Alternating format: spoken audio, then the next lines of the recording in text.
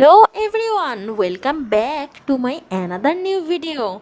আজকে অনেক দিন পরে আমি আবার একটা মিনি ভ্লগ নিয়ে চলে এসেছি। তোমাদের আমার মিনি ভ্লগগুলো দেখতে কেমন লাগে সেটা অবশ্যই কিন্তু আমাকে জানিও। তো রাস্তা থেকে যখন যাচ্ছি তখন মনে হলো যে আমি আমার ভ্লগটা এখান থেকেই স্টার্ট করি, কারণ তার আগে আমি যে ভ্লগ করব সেরকম কোনো চিন্তাভাবনা আমার ছিলও না, আর আমার মাথাতেও ছিল না ভিডিও অন করার কথা। তো চলো এখান থেকেই তাই ভ্লগটা স্টার্ট করছি। আজকে আমি আর তোমাদের দাদা ভাই যাচ্ছি একজনের বাড়িতে। কার বাড়িতে সেটা কিছুক্ষণ পরেই তোমরা বুঝতে পারবে। আর যার বাড়িতে যাচ্ছি সেই মানুষটা আমাদের জীবনে খুবই স্পেশাল। আর যেতে যেতে আমি একটু নিজেকে তোমাদেরকে দেখিয়ে দিলাম। ওই যে দেখা যাচ্ছে আমাকে, আমি হাসছি আর ক্যামেরা করছি।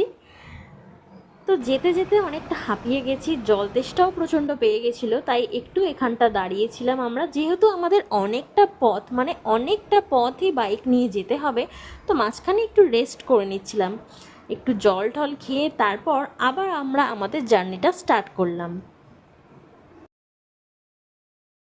তো চলো আর বেশি দেরি না করে তোমাদেরকে জানিয়েই দিই যে আজকে আমরা কোথায় যাচ্ছি।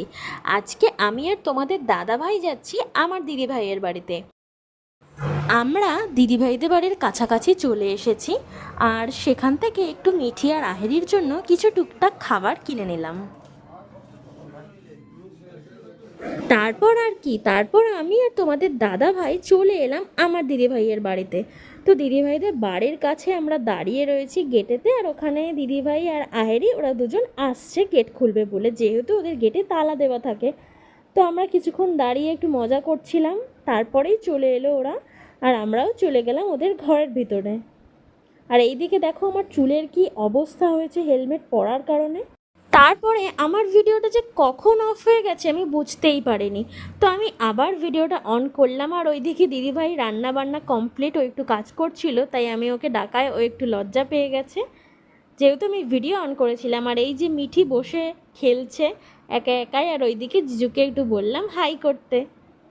তারপরে আমি মিঠির সঙ্গে একটু গল্প করছিলাম। মিঠিকে আমি যখনই বলি মিঠি একটু হাসো, তখনই ও হেসে দেয়।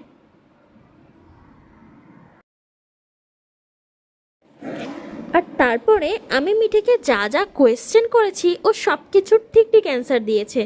আমি ওকে এখানে জিজ্ঞাসা করছিলাম তোমার ঠোঁট কোথায়, তোমার দাঁত কোথায়, তোমার নাক কোথায়, এই ধরনের সমস্ত কোয়েশ্চেন। আর ও প্রতিটা কোয়েশ্চেনের অ্যান্সারই একদম সঠিক দিয়েছে।